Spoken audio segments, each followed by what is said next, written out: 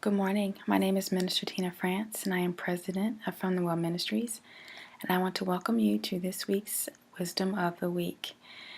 I always pray and ask God, what is it that you want me to say to your people?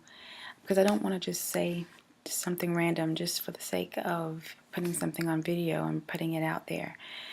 And as I was praying, God led me to Matthew chapter 11, verses 28 through 30. And so I want to read that for you today. And it says this. It says, "Come to me, all you who are weary and burdened, and I will give you rest. Take my yoke upon you and learn from me, for I am gentle and humble in heart, and you will find rest for your souls. For my yoke is easy and my burden is light." Now, a yoke was something that they placed on oxen. And the oxen usually worked in pairs. And what they would do is they would place an oxen that was not the best worker.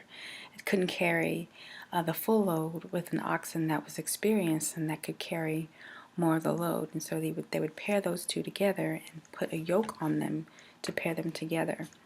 And so what the scripture is telling us is that though we may be feeling weary, though we may be confused and upset and fearful about the future and what it may hold, he says, take my yoke upon you. In other words, God has experience. God is the one with the power and the knowledge to get us through anything that we face. And he says to take my yoke upon you and learn of me. So in other words, let's take our hands off of it and let God lead us and guide us in the way that we should go. Many times we try to do it all ourselves, and we make a mess when we do it. So he's saying, my yoke is easy and my burden is light.